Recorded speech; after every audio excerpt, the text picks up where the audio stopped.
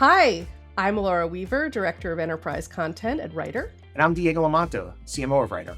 On this episode of Humans of AI, we are talking to Cathy McPhillips, the CMO at SmarterX and Marketing AI Institute. Diego, why are you excited about talking to Cathy? Alaura, I'm really excited to talk to Cathy today because, SmarterX and the Marketing AI Institute have been at the forefront of helping marketers understand and learn how to navigate through this change that we're all facing as an industry. And she's done it before with the Content Marketing Institute when that first reared its head into our world. And now she's learned a lot from that, and she's sharing what she's done with this next generation of technology. So really excited to talk to her. Awesome. Let's get into our conversation with Cathy. Cathy McPhillips, thank you for joining us today. Thank you for being on the show. How are you doing? I am doing very well. How about you? I'm doing great. And I'm really looking forward to this conversation because, your career has definitely tracked or preceded some, real trends in our industry that have been in fact impactful and changed the industry. And you've been a big part of that. So I'm looking forward to hearing about that and talking to you about what you think is happening now and what's going to happen next. Are you ready for that? I am. Let's do it. Awesome. Okay. Well, let's start off by talking about the near decade you spent at the Content Marketing Institute. Been a big fan of Content Marketing Institute. It actually really impacted how I thought about marketing. It resonated to me. I grew up as a product marketer, and I always believed in storytelling and narrative, and really marketing is more than just acquiring customers. It's about how you express your brand's narrative and story and resonate, right? And what you guys were doing with Content Marketing Institute really appealed to me. But, you were early before content marketing was a mainstream term. And I think you had to convince folks about this thing that existed before they even knew about it.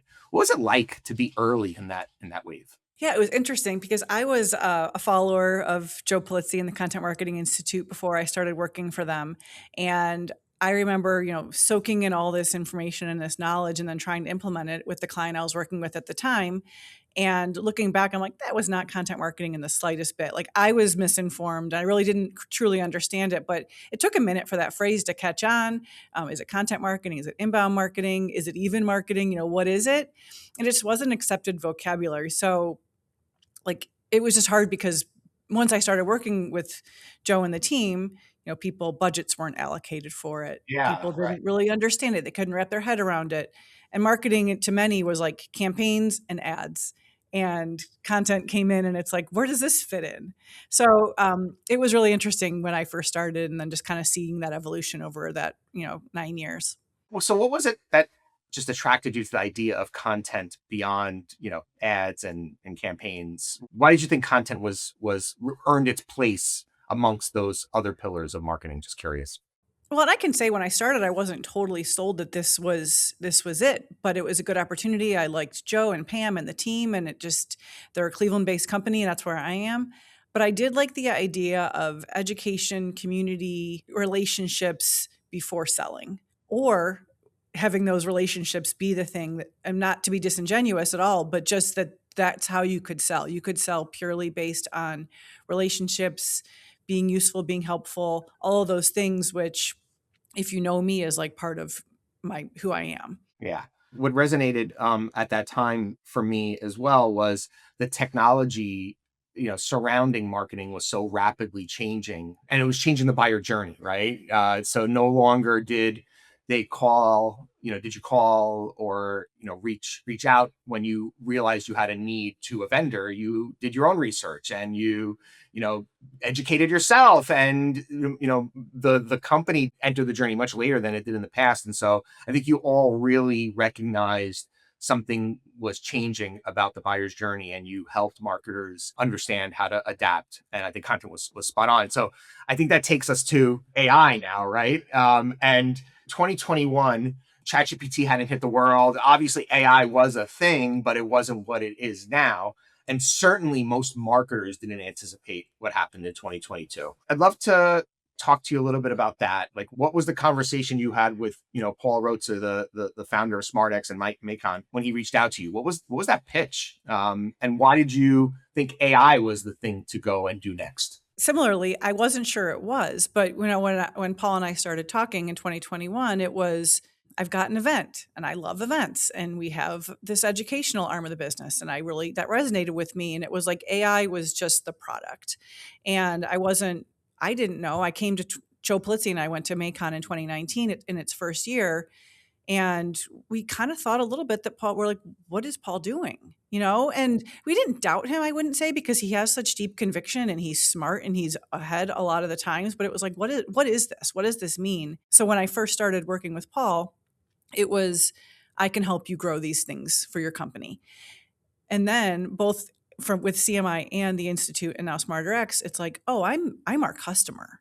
I'm Yeah. the one who is learning how to use content marketing to improve in my job. I'm the one now using AI in my job day to day. So I'm kind of living through it with our customers, which is really cool. Isn't that funny? I feel the same way, as the CMO at Writer. This may happen to you. I'm curious if it does, but when I unlock something that I learn, from just being in it all the time, that I cannot unsee anymore. I'm like, wow, how did I not see that? And every marketer must understand this, but you realize you're ahead of the curve, and most marketers are still trying to understand what's happening here. So it's an interesting position to be in, a marketer in a company that's working with marketers on the technology.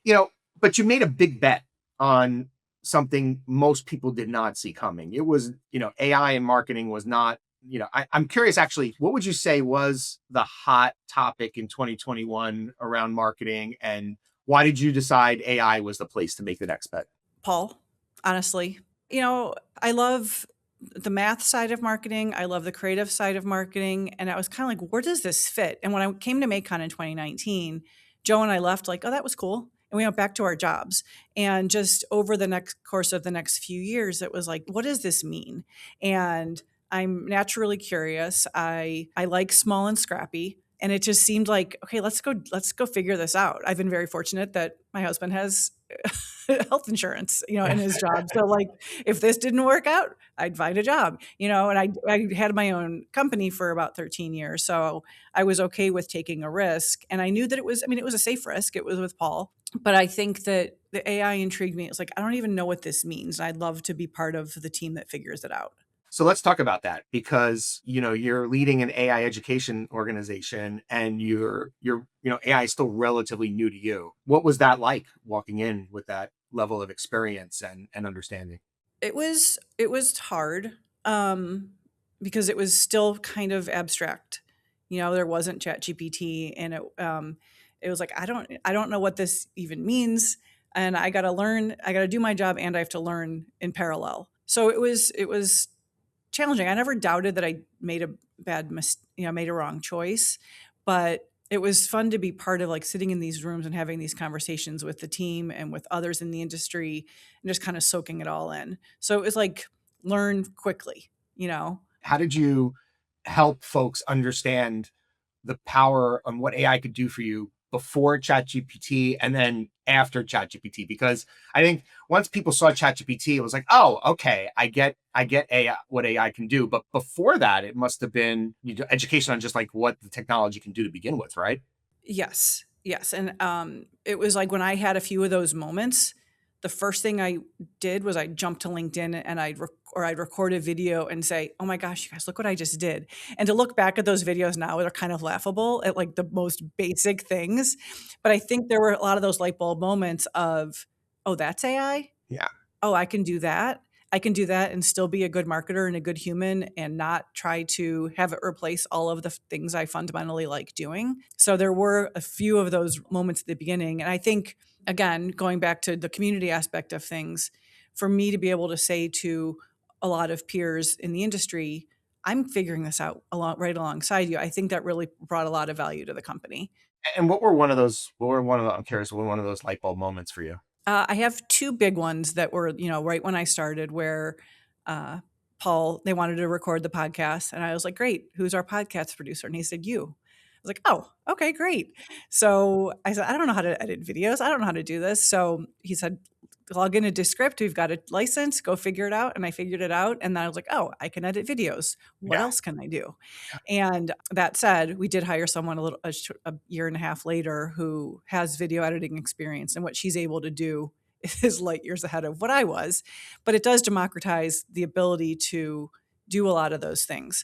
So Descript was one of them that I was like, okay, now what? Here's my list of all the things I do to record the podcast. Where else can AI help me in some of those places? And then the other one was copy.ai, way before ChatGPT, when I was writing some marketing copy for Macon.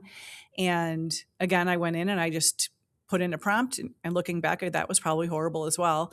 And it gave me like 4 pages of posts, social posts. And I went back and I edited them pretty heavily, but it gave me this amazing starting point. And then it just kept getting better and better. And I realized I saved like 4 hours in what was just a very manual process. So I said to myself, okay, I'm going to consciously take those 4 hours and I'm going to talk to humans. I'm going to schedule meetings with customers. Like, you can't replace that. Yeah. Yeah. So it just kind of gave me that moment of where else can I grab some time back so I can really do the things that I like doing and that matter to the business. Not that social posts don't matter, but there's just different levels of that, And that example is great because you pulled out, I think, two things there. One is the time it gave you back, as you just said, to do things that humans are great at, right? And that only we can do in a business and in a marketing function, and bring things to life in the connection. But it also expanded your capability as a marketer to do wider, a broader set of skills, so that your expertise is more powerful, right? And down the road, yes, you need to hire someone that does these things as you scale. But the ability for AI to give you, those additional powers that you didn't have before, I see that as well across the marketers and the teams that I talk to. And I know you stand in front, at Macon, you stand in front of, thousands of marketers, and, there's probably an incredible range of people in that room in terms of their comfort. Some obviously fully on board. We see this too, right? There's like that 5-10% that like they're doing every new tool that comes out, they're wrapping their head around it and learning and evangelizing it. And then, some are just riding the wave and some are terrified. That's the experience I have. What is it like in that room for you all? And what do you see, and what are those people carrying when they walk into the room that you're talking to? I think it's a lot of, am I keeping up? Am I behind my peers? Which is a very humbling thing to think about. I think it's thinking that everyone else is really far ahead and you're not. So is it worth even getting started? And it's like, where do I even start? I have so many things going on. Where is AI going to help me the most? And what are those 1 or 2 big things that are going to make the biggest impact? And then sometimes it's like, when am I going to find time for this? You know how busy my week is, and now you're trying to throw something else in here. I have to learn a whole new skill set and a whole new thing. The way marketing's changing, and it's hard. Can we hone in on that? Everyone feels like I'm behind, because I think that is the core sentiment I see when I go out and talk to other marketers. Everyone feels so behind. Yet, you see it, most people are in the same exact place. There's like a couple that are ahead right now. But I think people give the public more credit for progress than there really is out there. Like, so what is the state? Like, what do you see in terms of where the majority of people really are right now in terms of their AI adoption and usage? I think a lot are piloting and testing and experimenting. I think we're not scaling yet where I think a lot of companies need to. They have all the teams doing different things, and they're enabling their team members to go out and try something, test something. But there's a wide berth between that and those that are operationalizing it, scaling it through their organization, have an AI roadmap. There's more in the middle than on either end, I think, at this point. I share that sentiment with you. And so let's go now. So between your time at the Content Marketing Institute and Acon, you spent 9 years with an org that is a little spicy. Cathy, you spent 9 years with an org that taught the world about connection, authenticity, storytelling, and now you're at an organization that teaches people how to use AI to make content. To some degree, that's a big use case. Talk to me about the tension between those two things, and how does that resolve, both for you and for the industry as a whole? Yeah, I mean, I feel like we're back to that content quality versus content quantity debate that happened when I was at CMI. And people don't connect with volume. They don't connect with pumping something out every single day. And that's been going on for decades. They connect to value, they connect to being reliable, consistent, what resonates with me, what's useful. And that doesn't change with AI.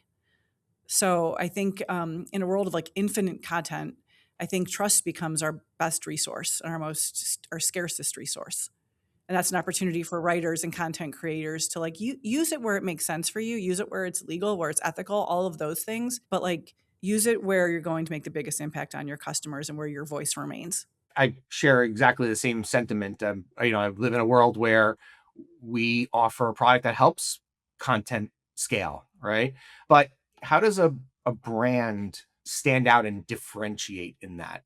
You mentioned trust. How do you ensure that there's something different about what you're saying? Because if for people who understand how the technology works, LLMs are really good at, completing ideas to what sounds right and sounds good, right? Right. But they're not as good with the novelty aspect of it, right? So what you find is that's why we talk about mediocrity and slop is that, if you don't use it right, you end up with what sounds good but sounds the same. How do you balance the two?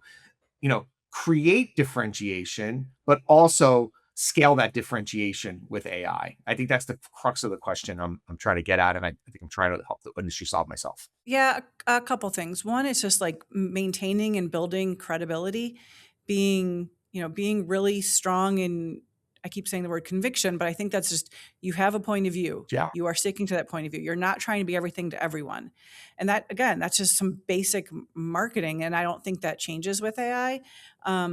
And now when we're trying to like make sure we're searchable in the LLMs and we're coming up, the AEO and GEO, but that still all boils back to doing what's best for our customers, answering our customers' questions and being there for them.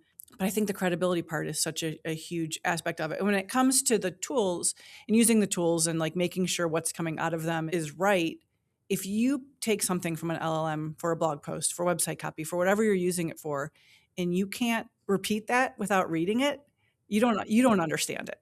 So you need to make sure that you're using it in tandem with your beliefs, your mission of your company, what your customer, what your product, service, all of those things are. You have to understand it as well as these machines do. I really like that, Cathy. I think what I'm picking up from there is, you have to build the conviction in a direction into how you use these, how in your marketing platform, but in how you use these tools as well. Otherwise, like I said, it sounds good, but there's not anything unique about it. So you should be building that conviction and that opinionated nature into the actual framework and structure of how you use these tools. And you should tell it, no, we don't agree with this, right? That's wrong. Like when we never say that. And hone in on the things that you would say so that it sounds like you. And especially when we're trying to reach out to business leaders and marketers, they can see that us using AI in that way a mile away. And we can't do it like that. Otherwise, there's no reason to stop and talk to you at the moment because it's nothing that uniquely resonates. Speaking of marketers and others that you talk to, what's the question around AI that you feel is most unresolved right now? We figured out a lot of things, and I think we're starting to make progress, and patterns are emerging. But what is the most ambiguous element of AI and marketing, in your opinion? I've got a couple. I don't think we've fully grappled with what happens when AI removes some of the productive struggle that we deal with when we're trying to learn and grow. Yeah. Yeah. I think that's a big one. And then I worry about if we're redesigning work as quickly as AI is doing that for us, are we preserving our growth and not just trying to become more efficient? Not only from a reskilling, upskilling, relevancy, all of that sort of thing. We don't want to be obsoleted. We don't want our roles to be obsoleted, but it's like, why are we doing this? Why are we in these roles? It's just, we need to keep it worthwhile. We need to make sure that humanity is trudging alongside all of this. Yeah. And how do what do you say to those in their role that are quietly terrified by this and, not sure how this is going to shake out, worried about their job, their relevance, their future? What are those conversations like that you have with those folks? I think there are more good more of us that are trying to do good with AI than there are bad. And we can be on the right side of all of this. I think, this mass group of marketers who are trying to figure it out, stick together, learn, grow together. I really like that term productive struggle, because I do think that for something to be worthwhile, there is often a struggle, especially if you're trying to learn and adapt and change. So that struggle is productive. Can you talk a little bit more about that, and maybe give us an example of your own perhaps productive struggle that you had in the past? Yeah, I actually was thinking about years ago writing a book called Productive Discomfort. And I'm like, can I like trademark that term? Yeah, yeah. Just because it's like, it is fun to just kind of get a little uncomfortable knowing what the outcome will be. It has given me pause many times saying, like, what am I doing? I'm a marketer. I'm a writer. I work for nonprofits. I volunteer, and I'm in AI. It is very strange sometimes. I was talking to Will Reynolds, I would say a few months ago. We were talking about how tired we are, how much work we're doing, how much AI is like taking out a lot of that rote repetitive that's actually lovely to not have to do a bunch of that stuff, but we're not getting the downtime we used to have. Like there were times told him, I said, I used to 4 o'clock or 3 o'clock on a Friday, I'd say, okay, I'm going to work for the next few hours, but I'm going to update my spreadsheets. I'm going to do this. I'm going to do this. And it's all productive. And he said, define productivity. I was like, okay. And I was like, oh my gosh, you're right. He's like, isn't productive closing your computer and going outside and doing something and collecting your thoughts? Like, why does productivity need to be that you're always doing something and you're always working? Isn't that going outside and refreshing and, going for a walk without music and like having another thought? That's productive. So I have thought about that more times than you could imagine. When it's like, okay, I need to get my hours in. I need to do this. I need to do this. And it's like, none of this really is that dire and urgent that I can't stop and just collect myself. Diving into that a little bit more, I think actually what changes is the nature of what productivity is, because as we've in the past measured productivity, it was doing stuff like hands on keys, delivering, creating, having a meter in which you're ticking the box that you've gotten stuff done. But when AI can do so much of that work for you, what productivity is changes. It's not so much about pumping out stuff, it's partnering with your technology and producing something interesting and useful. Tell me what you think about productivity in terms of now in the age of AI. What is a productive marketer? I think every week it's different. I think it's, when I'm trying to block off time for, say, Maycon to develop our theme for 2026, I can't block off from 1 o'clock to 2 o'clock in the afternoon and say, I'm going to be creative right now. Maybe I can. Maybe I can meet with Ashley on my team, who's our head of events, and she and I can just have a brainstorming session, or I can sit down with an LLM. But ultimately, it's going to be that thing when I'm outside or in the shower or something where I have this like, oh my gosh, I have this great idea. It happened this weekend. I sent out three emails to Paul, and the last one's like, I am so sorry, but I'm on a roll right now. But then it's like Friday afternoon. It's a beautiful day. It's finally getting warm here in Cleveland, and I'm going outside for a little while. But like, no one's ever going to tell me my work's not getting done. Even if I'm short one day, over one day, working on a Saturday morning, it doesn't matter. My work, it just changes how work, I think, is able to be done. Yeah, I think we're seeing that by and large across all the marketers that we work with as well. What we do is changing in ways that are still to be defined, but ultimately it's creating great stories, great narrative, and great programs that help our companies engage with folks who are out there in their buyer's journey. Okay, Cathy, couple of rapid fire questions for you as we close off here. First thing that comes to mind, what you think here? What is one marketing skill that you think becomes more valuable because of AI, not less? Judgment. I think AI can generate a lot of options for us, but humans still decide what matters. Absolutely. Totally agree with you on that. If you could only automate one thing in a marketing team right now, what would that be? I think like low value operational busy work. And I know I just said that keeps us from being strategic, being creative. Yep.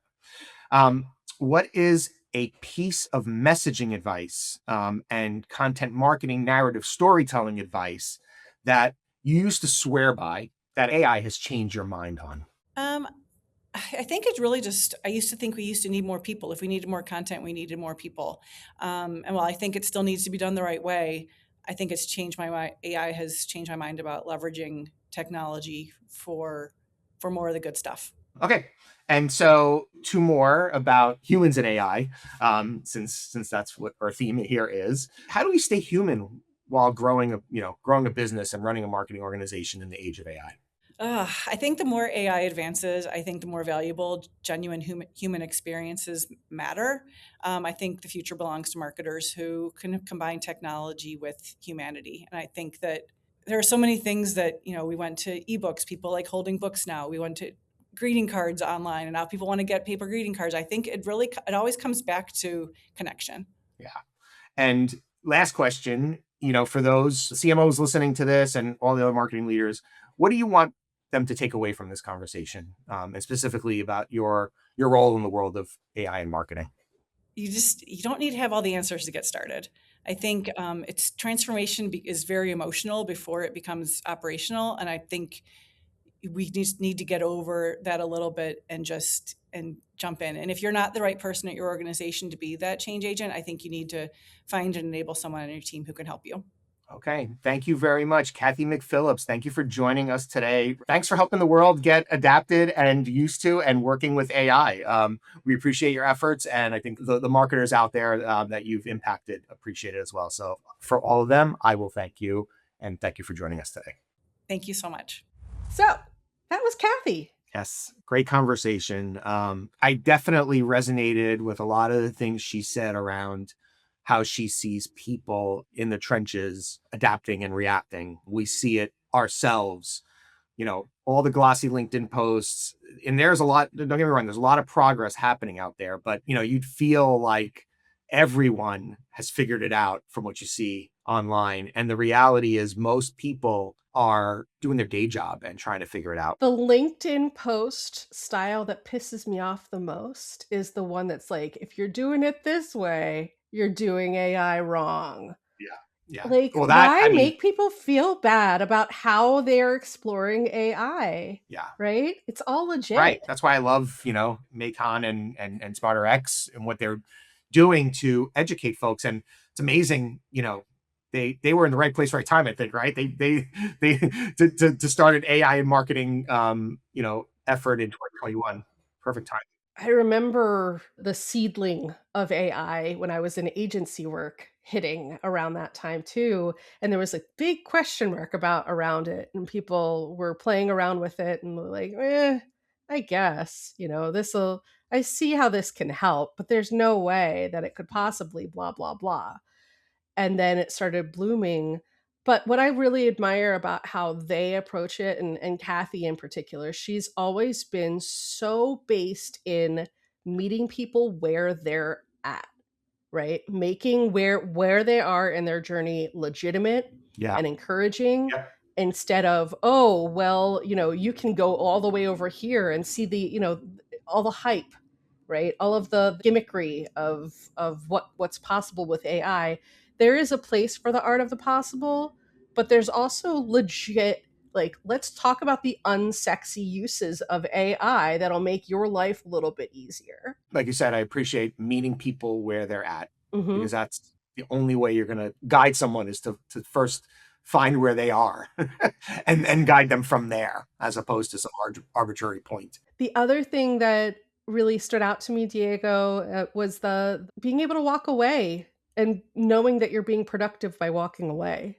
Right. I mean, when execution is infinitely scalable, creativity, narrative, the idea is what separates. And the formula to arrive at success in the strategy, ideation, narrative phase is a lot different than the formula to arrive at success in the execution phase, where it is a lot about doing the work and getting it done. You need to balance the downtime, the off time, the space to think and be creative. And I like how she really pulled that out. And in our own work, we've brainstormed before we have that convergence and divergence moment. Yes. I don't think, folks that are in my role in content and writing and stuff, we naturally get that you have to seek external sources of inspiration to make breakthroughs. And while, yes, working in a corporate job does require you to be in front of a keyboard in a creative role, walking away is required as well. But I'm curious to see how that's going to shape folks that are like very much tied to their spreadsheets and their analytics and making room for breakthroughs now that AI is taking care of the typing parts. As someone who does find joy in a Yeah. spreadsheet, um, I think there's another pattern forming of creativity where it's digesting all of the sources that are in front of you of ideas and iterations. So for me, it's a balance of, yes, walking away, letting my mind wander, but then it's also reviewing a lot of different things and looking for patterns and ideas. That's one way I use AI myself, is like, let's just take different avenues and different routes around these ideas and let's follow them through, Right. which would have been like a day's worth of Yeah. work in the past. And we can do that with, I use Writer Agent, every creative work, you and I work together on billboards, right? And I take an idea and I have it help me execute on it, and then it jumps to the next idea. So that idea of just how you arrive at the thing is just changing so much, and that's one of the most interesting facets I'm observing. There's nothing better than spending like a Thursday afternoon after, I've gotten all of my meetings out of the way, is just in that little rabbit hole of exploration of just Right? let's tinker, let's follow that Yeah. wild idea and see where it takes us. And you wouldn't have had time to do that, or it would have been like, that's very tempting, but we need to stay focused because we only have so much time. Well, and also you need another party to bounce off of, right? And so that requires orchestrating logistics. Let's set a brainstorming session. For me, part of my process is iterating and coming together on an idea. And in the past, it would require me, Laura, let's put time on the calendar for Thursday at 4 p.m., but Laura might not be available. She might have something to do. So this just gives me, just an unlimited amount of collaboration. One more thought though is that the big promise of AI is, oh, well, it'll give you time back to do creative and strategic work, but we actually don't explore what that looks like, right? So I think that opens up that conversation of what does creative and strategic work actually look like when you have more time to do it. That would be a really cool conversation to explore together. I appreciate the work that people like Cathy are doing to really educate marketers and help them come along the journey. There's a lot of folks who are uncertain and unclear, and I definitely check out the stuff Cathy and Macon and SmarterX do, if you're looking for guidance. Absolutely. Thanks, Diego. Thank you, Laura.